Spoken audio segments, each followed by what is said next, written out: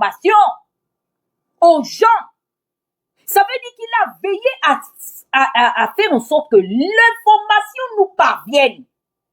Et comme on n'a forcément pas envie de faire le sale boulot pour lui, des fois on s'assoit sur l'information, qu'il termine son boulot comme il a assumé de le faire sur le cas des déguerpis. Il a couru lui-même à le cas des déguerpis. Il a couru lui-même affronter les déguerpis parce qu'il a peur de ce qui se passera au cas où il y a un procès en diffamation entre son ancien premier ministre et ses amis du Congo-Ça, qui sont les leaders de la société dite civile, orientée, partisane, ventriloque et, comment on va même dire, alimentaire.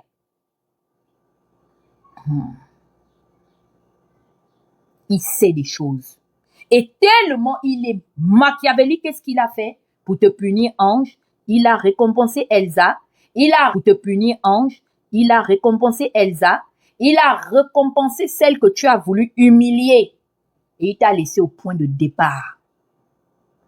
Et comme tu n'es pas assez intelligent, tu veux te jouer le comment on appelle ça, Paul-Marie Ngodjou, eh ben tu vas prendre à tes dépens. Vous êtes allé faire votre simulacre, non? Et il vous donne la bénédiction. Pourquoi nous, on sait que vous êtes allé le voir? Hein? Même Nicolas, qui t'aidait à faire les frappes avec toi, tu as voulu, l'amitié est finie dès que tu as vu l'argent. Il a récompensé Nicolas. Il t'a humilié, c'est une humiliation. C'est parce que, en fait, tu ne pèses rien dans le business. Que, en fait, on te multiplie par zéro. On te fait comme on fait à Ambia, le Camerounais du CTRI. Vous avez vu un jour que nous, les activistes, on a répondu à Ambia. Raoul s'est fatigué. Jusqu'à il a cherché sa route aussi, sa part de Boza, pour partir tranquillement en France avec les réseaux gabonais. Vous réglez compte. Il met les gens qui nous appellent, oh non, on a des informations et tout, oui. C'est un truc orchestré par lui-même. Et je suis à deux doigts, je suis en train d'attendre.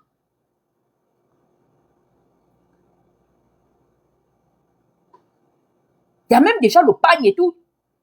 Vous êtes dans un traquenard, en fait. Et le danger de ce que vous êtes en train de faire, c'est que vous entraînez une très grande frange de la population dans votre délire. Henri-Claude Oyima a fait nommer sa sœur. Parce que il veut garder la même mise sur sa banque et sur le patronat gabonais. De même père, même mère. Où est finalement la différence entre ce que vous avez soi-disant remplacé? Quel est finalement le véritable changement promu? Aujourd'hui, il vient de limiter la frange d'influence et de pouvoir de ceux qui sont allés se rabibocher avec lui. Il a réduit maintenant vos cabinets. Tout sera concentré entre lui et son banquier véreux, Henri-Claude Oyima, et la catcheuse de Camélia.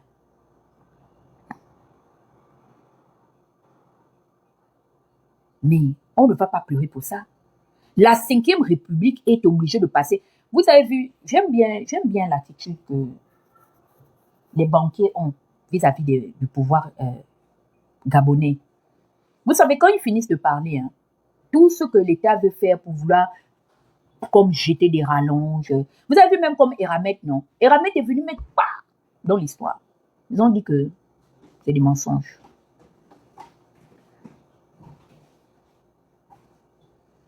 Il n'y aura pas de cessation d'exportation de manganèse. Fin. Ils ont parlé, ils sont passés. Parce qu'ils ne veulent pas forcément en pâtir pour plus tard. Ils ont eux-mêmes aussi déjà pris conscience de ce qui s'est passé avec Ali et Sylvia. Et moi, je dis que c'est une aubaine pour nous. Parce que je dis, il y a quelqu'un d'invisible qui est même en train d'ouvrir les yeux aux Gabonais. Et les Gabonais voient, mais les Gabonais font le choix de croire.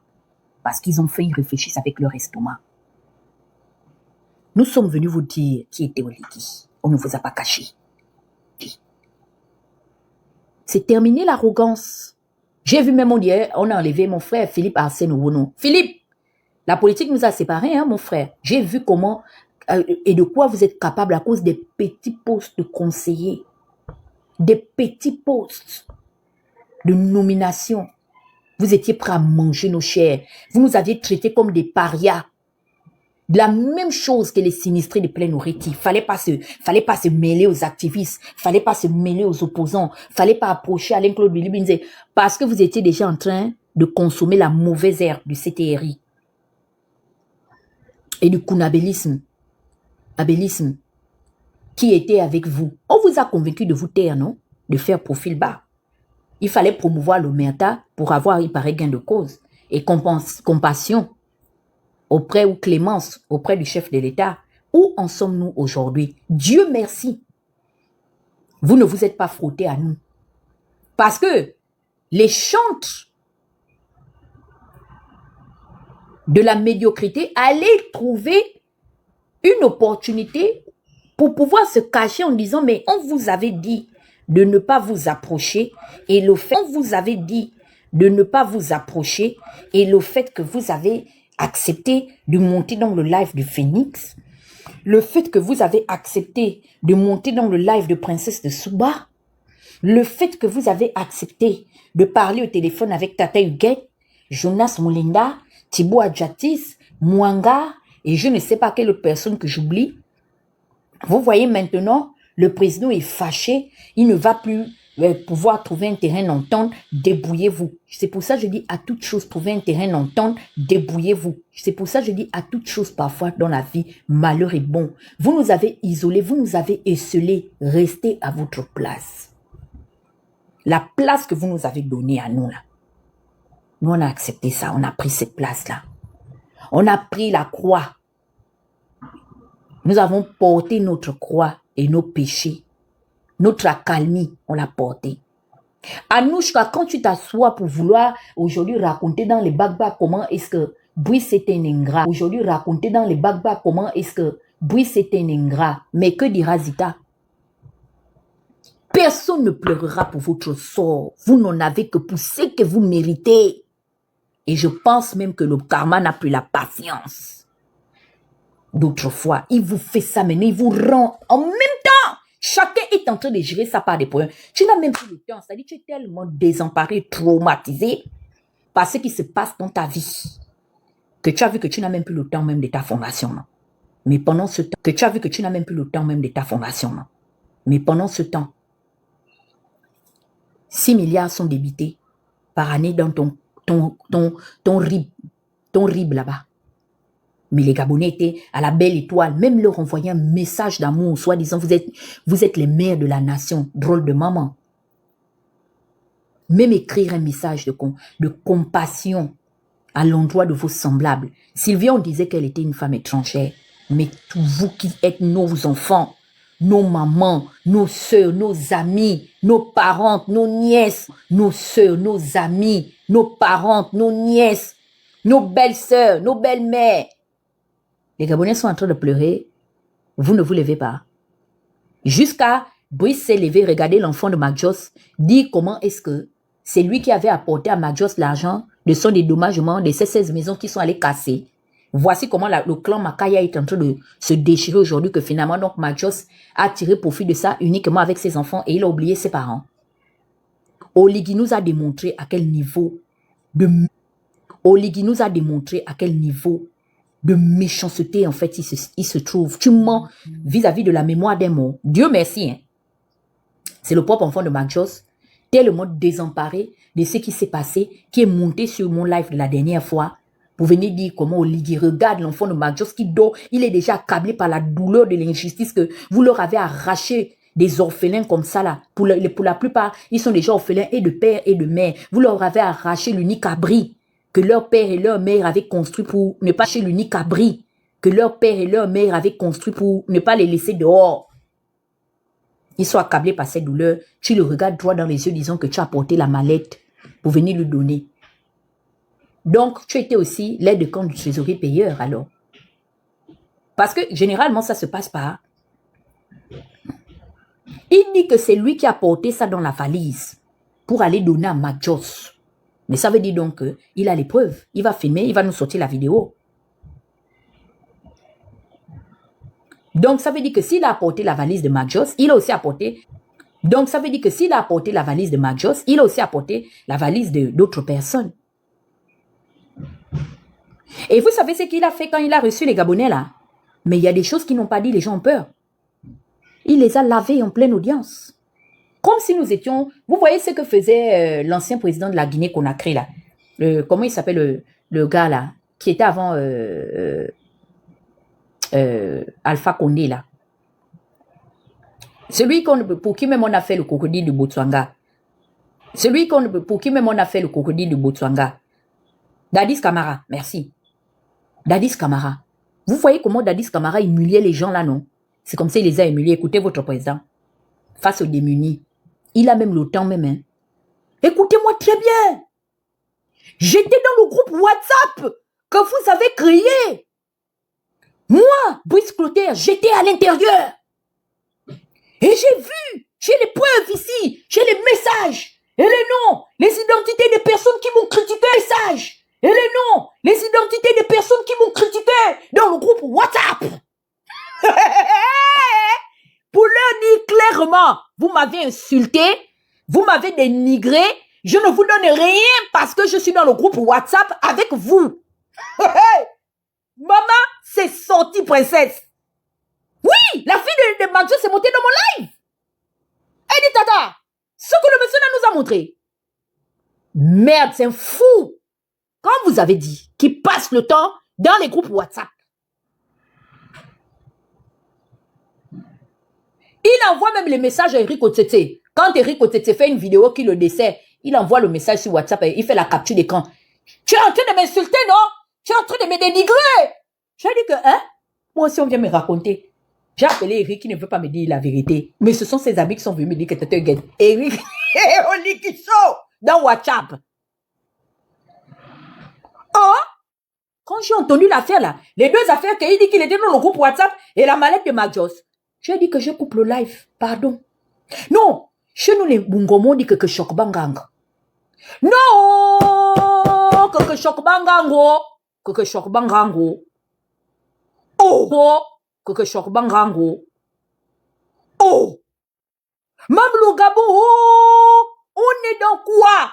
C'est pour ça que vous avez entendu que le porte-parole là qui faisait l'audio a dit que quand il parlait, les gens étaient frigorifiés. Celui qui a un peu de sang-froid là, c'est l'autre là qui a menacé Kémy Séba. Mais il faudrait que Mundunga comprenne que les menaces qu'il a proférées à l'endroit de Kémy Séba par l'entremise du professeur Biyogo et comment il s'appelle Ngomo. Faudrait qu'il sache que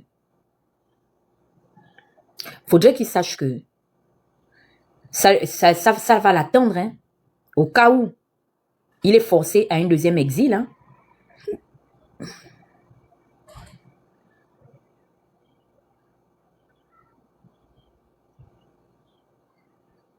Privan Ngomo. Donc, Oligui nous a appris que, comme pose la question Rekula, vous allez monter, vous allez le Yuruku. Parce que moi, je dois faire mon mène. Comme pose la question Rekula, vous allez monter, vous allez le Yuruku. Parce que moi, je dois faire mon mène. Comme pose la question Rekula, vous allez monter, vous allez le Yuruku. Parce que moi, je dois faire mon mène. Comme pose la question Rekula, vous allez monter, vous allez le Yuruku. Parce que moi, je dois faire mon mène. Comme pose la question Rekula, vous allez monter, vous allez le Yuruku. Parce que moi, je dois faire mon mène. C'est Oligui.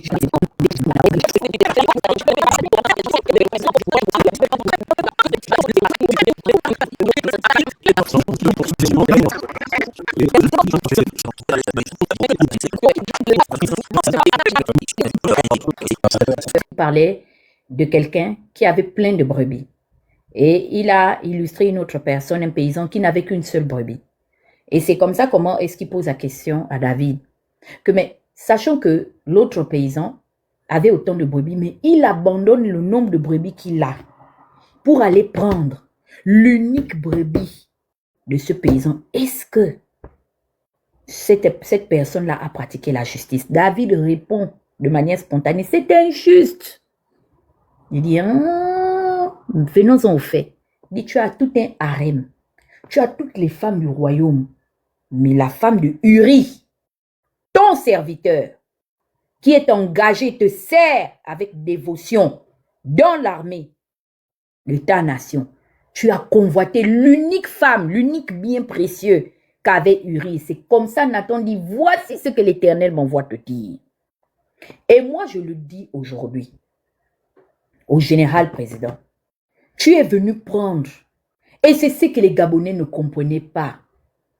Je vous dis dans le magistère d'Oligui, on vous prendra ce que vous avez de précieux, l'unique bien que vous avez. Quand j'écoute des paysans être marginalisés, qui s'en sortent grâce à une petite agriculture, vous faites imposer et régner l'influence de la politique. Pourquoi les populations ne vont pas se tourner exclusivement vers la politique? Puisque vous avez démontré que la politique n'a pas de limite au Gabon.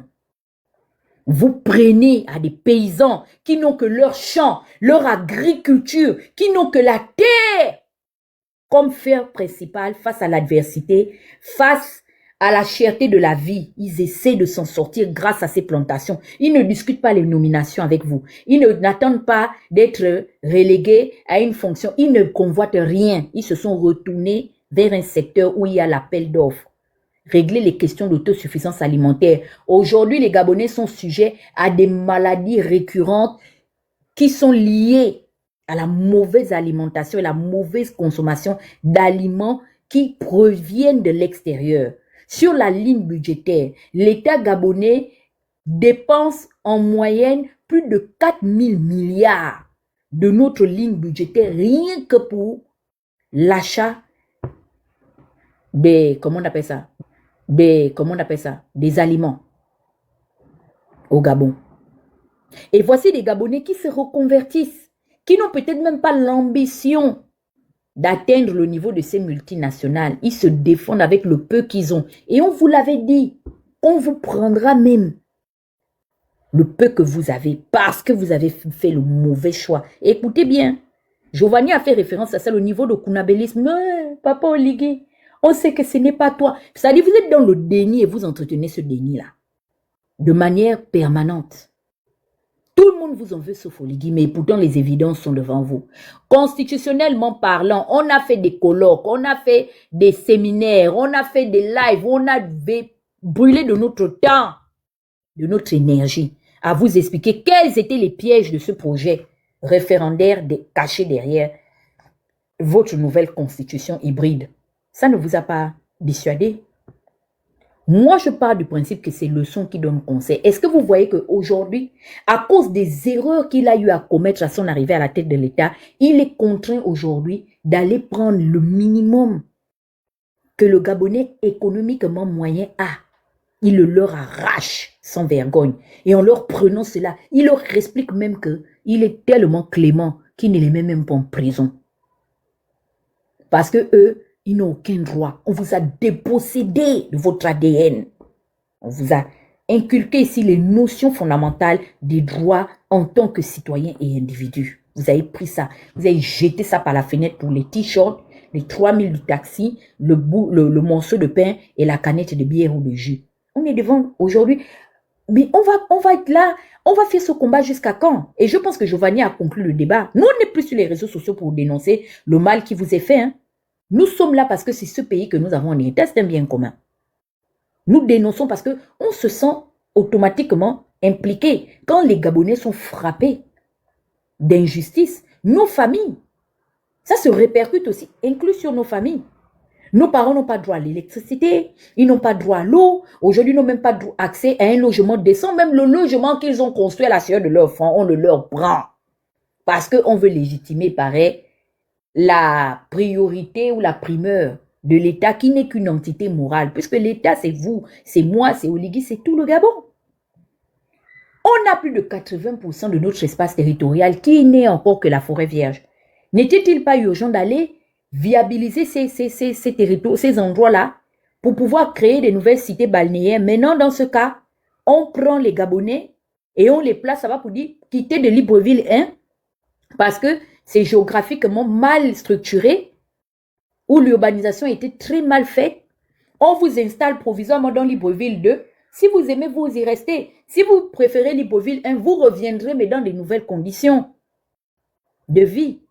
Oligui et ses Libanais sont en train de vous déposséder. Et je vous ai dit, l'héritage du patriote, c'est le patrimoine. On on ne peut dissocier le patrimoine du patriote. Les deux vont de pair.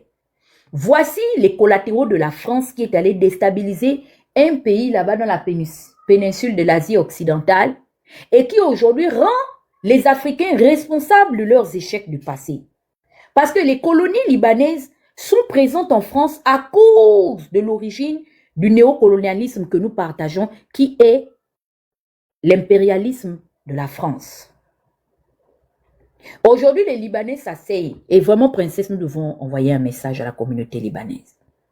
Nous ne sommes pas responsables de la déstabilisation de leur pays. Et leur France, qui les a déstabilisés et désorientés, ne les ont pas enlevés en Asie occidentale pour leur promettre que eux, ils vont venir posséder l'Afrique subsaharienne. Ça ne se passera pas ainsi. Ils ont fui l'instabilité chez eux. Ce n'est pas pour venir nous alarmer dans notre pays. Bongo avait ses Libanais, que ce soit les Hassan et Djedj. Il y avait encore un autre Hassan. Bref, là, ils étaient mélangés, les Gandour, les Katibi. Ce sont les Libanais qui sont devenus des milliardaires au Gabon, qui ne se mêlaient pas de nos affaires politiques. À la limite, ils respectaient même le droit coutumier. Puisque je me souviens qu'à un moment, Hassan et Djedj voulaient devenir maires. Mais les Mpongo ont tapé du poing sur la table. Les fonds, les Benga et tout. Oligui insinue qu'ils sont fous du droit coutumier. Et je m'en remets aux propriétaires des lieux dans lesquels nous vivons. Comment se fait-il que les invités, comme a dit Bernard, les gens, les communautés rurales sont très accueillantes. Nous sommes là, nous sommes en escapade chez vous. Nous sommes reconnaissants de l'hospitalité que vous aviez donnée à nos familles, la possibilité de s'émouvoir, de s'épanouir auprès de vous. Mais à la fin de la journée, cette ville-là, quand le chef de la communauté Mpongwe, ou les deux chefs font à l'unanimité circuler un message selon lequel il est interdit de faire ceci, ou bien des fois on nous ferme la pointe des nids. Ça passe même dans le journal officiel que pendant un mois ou deux, en commémoration de quoi leur croyance ancestrale, les Gabonais n'appartenant pas à tel clan et à telle famille n'ont pas le droit de traverser la pointe des nids. Ça veut dire qu'on fait valoir le droit coutumier. Oligui vient si loin des plateaux Bateki, il vient dans l'estuaire et les chefs coutumiers de l'estuaire sont assis. Il a voulu faire ça chez nous en Mwanda. Venir prendre notre enfant, Gaëtan le Yami, le mettre en prison. Stéphane Zeng s'élève pour venir parler des Hamed.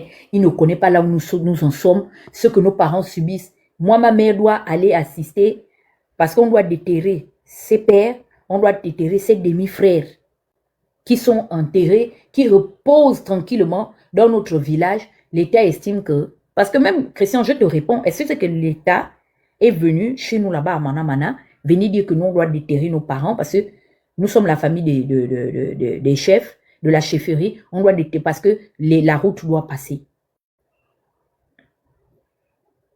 Et c'est traumatisant pour nous.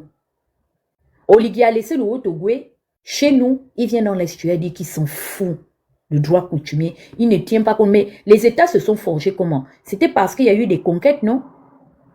C'était parce que les gens ont voyagé à travers le monde. Et quand ils ont voulu se sédentariser, nous sommes aujourd'hui les bénéficiaires, les co-bénéficiaires des territoires de la CEMAC. Pourquoi? Parce que nos arrières, nos aïeux qui sont des Bantous, ont marché du sud ou du nord, Soudan, ils ont marché, et ils ont décidé de se sédentariser.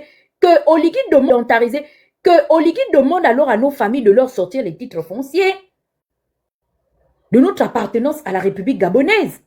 C'est parce que nos aïeux, au cours des indépendances, ont été présents dans un territoire qu'on a tenu compte que désormais, la République du Gabon se limitera à telle superficie par rapport à la République du Congo ou à la République de Guinée équatoriale.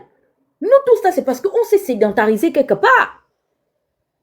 Les propriétaires de la ville, qui est leur village, certes c'est une ville, mais c'est leur village, ne se sentent pas lésés, envahis par leurs étrangers. Tu dépasses la chefferie des Mpongwe, tu dépasses la chefferie des Sekiani, tu dépasses la chefferie des Benga, tu dépasses la chefferie des Fan, tu dépasses la chefferie des Akele. Tu viens jusqu'à dire comment est-ce que toi tu t'en fous. Brice, je parle à ta mère, parce que Patience avait donné conseil à ses enfants. Tu ne t'en sortiras pas. La preuve en est, c'est que tout ce que tu as prévu est en train de ne même pas aller dans le sens que tu voulais. Tu es obligé de te cacher de tes anciens amis, tes anciens soutiens, tes anciens collaborateurs. Tu fais vœu de silence aujourd'hui, mais tu n'affrontes pas la réalité, tu te caches. Il faut t'asseoir l'heure. On t'avait dit, ça va, faut t'asseoir l'heure. On t'avait dit, ça va s'imposer à toi. Parce que nous avons de l'expérience. Nous avions co-gouverné ce pays-là avec Ali Bongo. Pour que tu aies même la force de porter, faire ta comédie. Toi, tu peux t'opposer à la France. Toi qui es venu mettre le Gabon assis devant la Guinée équatoriale, une annexe du Gabon. À l'époque où Omar Bongo, avec ses 1,20 m, mettait la casquette et le treillis, faisait la mystification à Massias Ngueba pour l'arracher la Guinée équatoriale, injustement. Toi, tu t'en vas te mettre à Malabo appeler papa ou bien que mon papa. Toi, tu peux faire valoir la souveraineté d'un pays. La Guinée, là, t'a dépassé. Le Congo de Denis Sassou Nguesso t'a dépassé jusqu'à tu t'es mis au garde-vous. Oh, garde-vous, mon général. C'est la France de Napoléon Bonaparte. Toi, tu peux pas. La France a une histoire. C'est une grande nation. Même l'Amérique ne peut pas. Sur les questions de guerre, les véritables guerres, la première ou la seconde guerre, la France est un pays qu'on doit respecter historiquement. Ils savent c'est quoi la guerre. C'est pourquoi vous voyez qu'ils font toujours prévaloir la diplomatie. Ils ont vécu ça. Les Américains sont arrivés en dernier. Et quand ils sont arrivés, le monde était déjà disloqué. Et puis les Juifs en contrepartie sont beaucoup venus s'installer. Quand ils ont fui le génocide et tout, ils sont venus comment on appelle ça, s'installer en Amérique. L'Amérique n'a pas vraiment une véritable culture d'offensivité ou de défensivité face à une véritable guerre. Les nations qui connaissent la guerre comme l'Angleterre, tout ça, l'Allemagne, tout ça, ils négocient. Tu te lèves pour venir promettre la lune aux Gabonais à l'aide d'un fusil à eau. Tu leur expliques comment est-ce que toi, tu vas empêcher le manganèse. Toi, tu peux parler, toi, Oliki, un monsieur qui se dédie, qui ravale son vomi. Tu avais regardé les bois bouviers pour leur dire, laissez la justice faire son travail. La justice se fera. Et nous avons la maîtrise du dossier. Tu as promis. Tu as honoré. Tu n'as pas honoré. Tu emmènes aujourd'hui la réputation de notre État dans tes petits arrangements. Tu es toujours dans des petits coups véreux, merdeux. Et au jour d'aujourd'hui, je ne vais pleurer sur le sort de personne parce qu'on vous a dit que vous êtes les premiers concernés en cas d'injustice, en cas de brimade, en cas de violation de vos droits. C'est vous qui êtes les principales victimes. Nous ne sommes que des formes de relais. Cette injustice, c'est vous qui allez la vivre, qui allez la ressentir. Où en sommes-nous? Et malgré les évidences, ils continuent de croire à un oligui qui n'est absolument au courant de rien. Pourquoi? Parce qu'on les a biberonnés, c'est pas chaperonnés, babysités, où on les infantilise. Non. On infantilise les dirigeants gabonais. C'est pas la faute des dirigeants, c'est la faute du peuple. On brime même ceux pour qui on est censé venir servir les intérêts. À Kango, il y a le bruit, et puis la Camerounaise des Essibek, on ne dit rien. Mais on vous l'avait dit. Moi, dès que les Stéphane et les Laurent sont arrivés, vous m'avez déjà vu un jour collaborer avec eux, j'avais compris que c'est des gens qui avaient des agendas cachés. Je vous dis qu'on ne suit pas quelqu'un sur la base des discours propagandistes, des discours populistes. L'émotion, c'est la séduction. Demandez à ces gens, si au jour d'aujourd'hui, on vous donne le Gabon, quel est votre projet de société pour sortir le Gabon de son impasse? Des gens qui n'ont aucun projet de gouvernance et ils vous disent allez-y voter. Eux-mêmes, quelle est leur évidence? C'est quoi leur projet? Moi, tu m'appelles aujourd'hui, Madame Denise Epoté m'appelle, je vais vous vendre aujourd'hui mon projet de société qui s'appelle Ogwe City. Ogwe City, c'est mon projet de société. Ils n'ont pas d'expertise. Ce sont des ventripotents, ils sont là, ils mangent, ils se contentent seulement de ce qu'on leur donne. Merci beaucoup pour les cadeaux, mes bébés, donnez aussi aux intervenants. Excusez-moi, je vais chuter parce que je prends la parole un moment et puis je vous laisse. Oligui est venu maintenant vous emmener droit dans le précipice. L'enfant d'Omar Bongo vous a dit, je suis nul, mais je remets la capacité de celui-là, mon nez de camp là. le pur produit des bongos, là, à faire mieux que moi. Il nous a défiés dans le journal de comment il s'appelle, de François Soudan. Où en sommes-nous aujourd'hui? Vous êtes là. Vous avez dit que, et ça c'est pour répondre à Stéphane, on insulte, on doit dénoncer dans le respect. Mais puisque nous sommes les insulteurs, et que vous êtes plus respectueux sur les notions, mais toutes les injustices dont les Gabonais font l'objet là, maintenant il y a maintenant les déguerpis des plantations. Vous allez maintenant vous en prendre à qui après les planteurs agricoles? Vous allez maintenant aller vous en prendre à qui? Aux vendeurs de Malamba? Dites-nous comment on fait la promotion finalement de la création des richesses, puisque la politique s'impose partout. Le décret, comme dit ma belle famille de Yaoundé, le décret est partout. Je vous ai dit qu'il y a une volonté manifeste du système à appauvrir les Gabonais, à précariser, comme a dit Princesse de Souba, les Gabonais parce qu'ils vivent. Même les politiques issus de l'opposition vivent de ça, non? Vous êtes en train de vivre ça aujourd'hui. Même dans votre principale précarité, on vient vous opprimer et vous prendre le peu que vous avez. Et ce sont des signes avant-gardistes. Ça veut dire que même l'autorité divine est en train de vous envoyer un message. Parce que lorsqu'il laisse maintenant l'oppresseur vous opprimer à ce niveau, ça veut dire qu'il vous envoie un message de changer de posture. Le kunabélisme ne va vous amener nulle part, surtout pas dans la République d'Oliki. Vous êtes en train de vous tromper. Plus vous serez kunabéliste, plus vous serez brimé. Et aujourd'hui, les déguerpis de plein nourriture ont vendu leur droit fondamental parce qu'ils ont mis les émotions. En tant qu'être humain, j'ai des choses à reprocher, c'est normal. C'est normal. Monsieur Alain-Claude Delisle. Merci, oui, maman.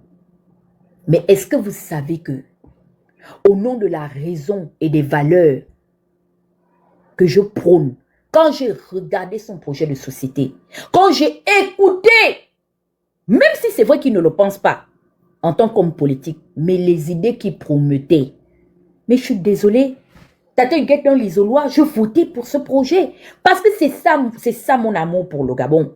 Même si ce n'est pas moi qui l'accomplis, mais si quelqu'un a la volonté d'emmener le Gabon dans cette direction à ce niveau, je suis obligée d'accompagner cette personne politiquement. Ou du moins idéologiquement, même à distance.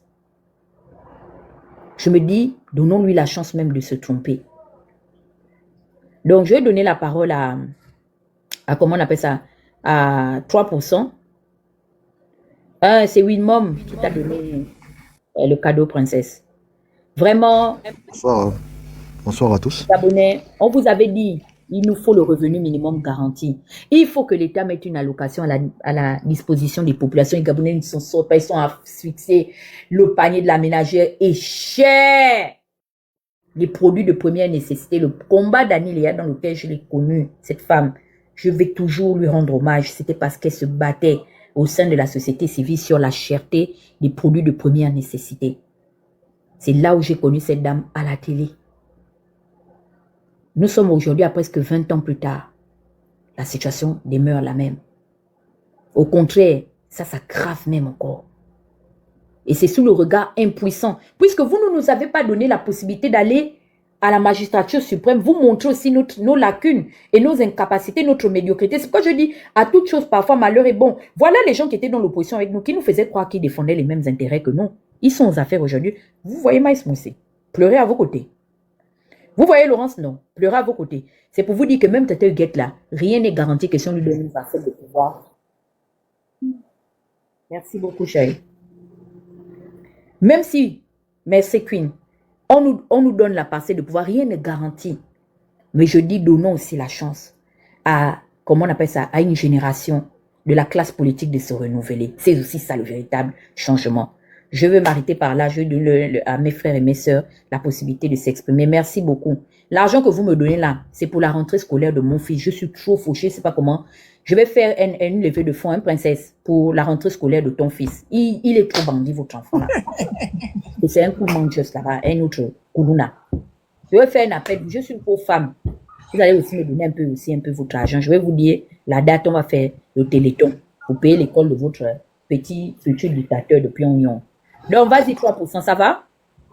Oui, oui, bonsoir, bonsoir à tous. Je On suis a content parlé de la de thématique vous au retrouver. Conseil des ministres, l'austérité, puisque c'est officiel.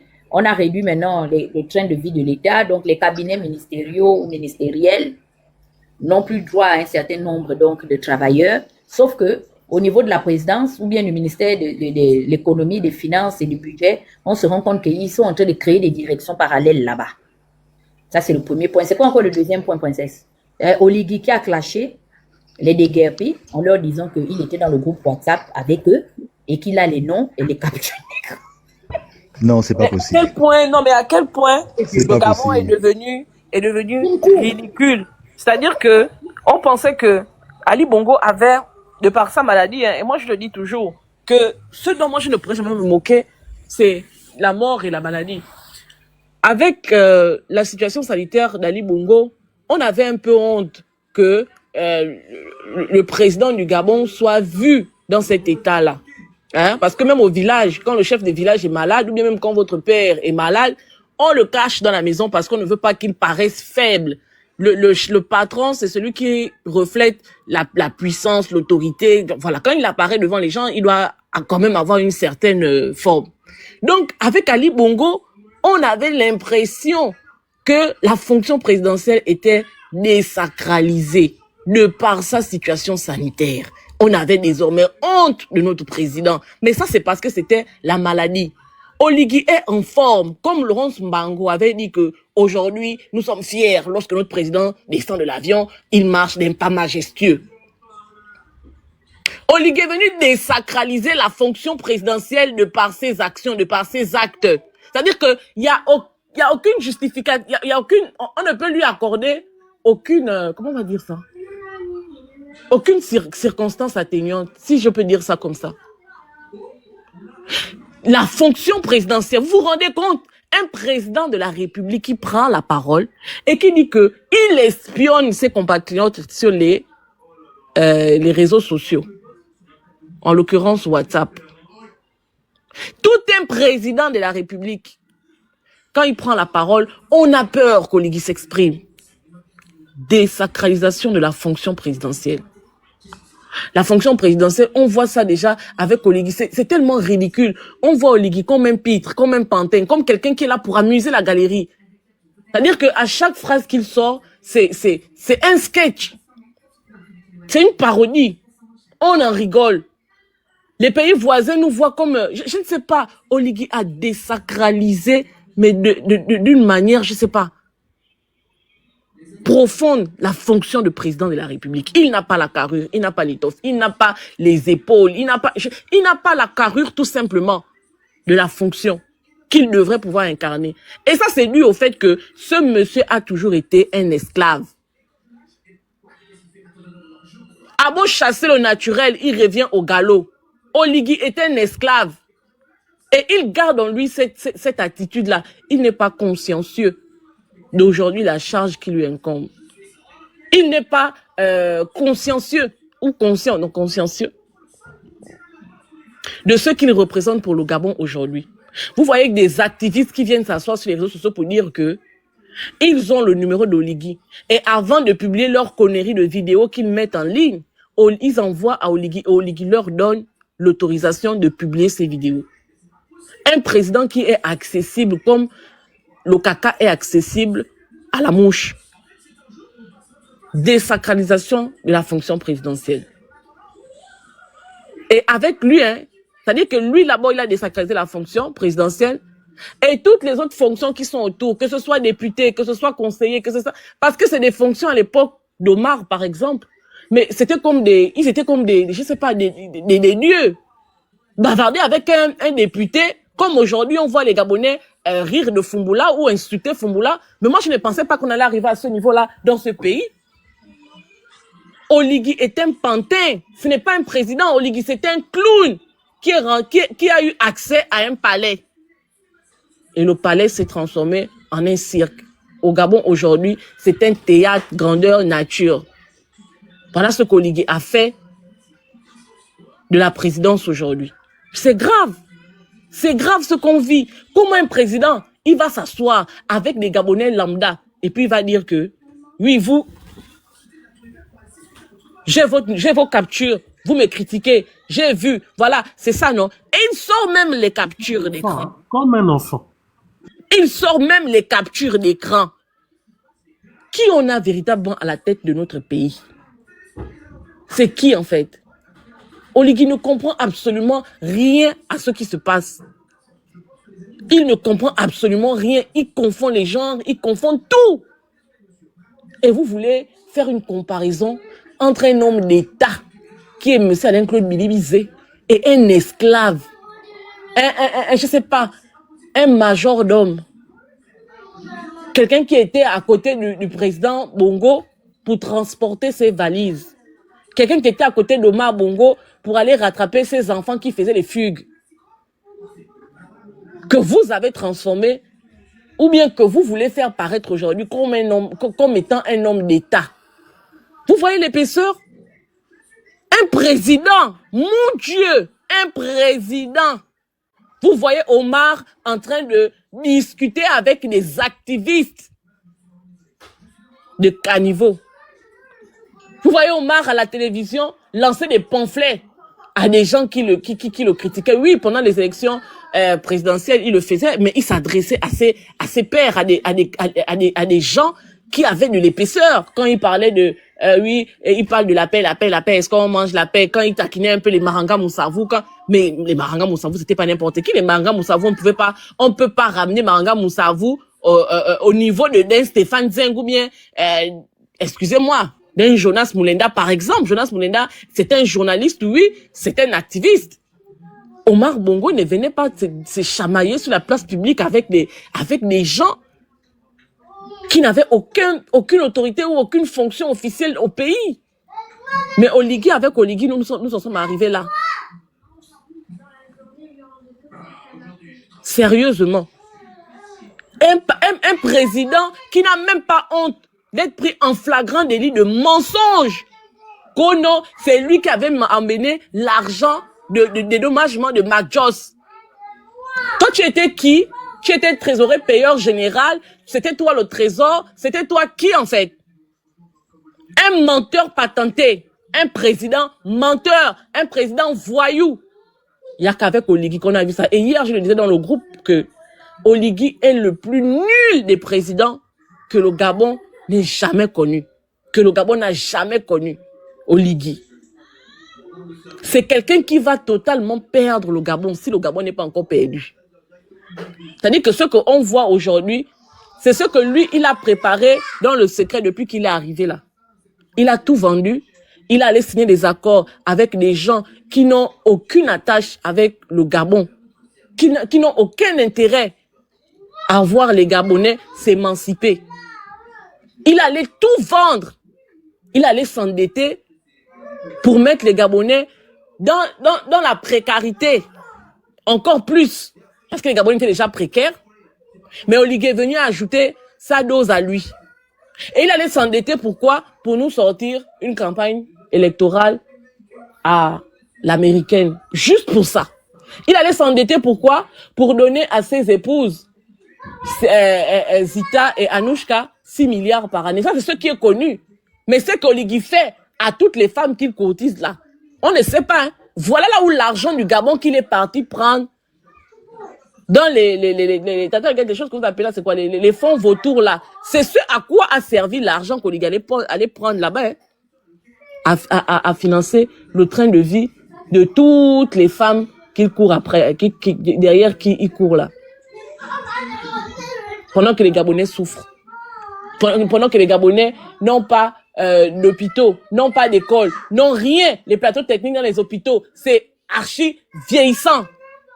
Ce qui importe à Oligui, c'est venir rêver en nous disant que il va construire il va mettre en place des industries. La chair de poulet. Toi, tu as créé les terres, il y a les routes.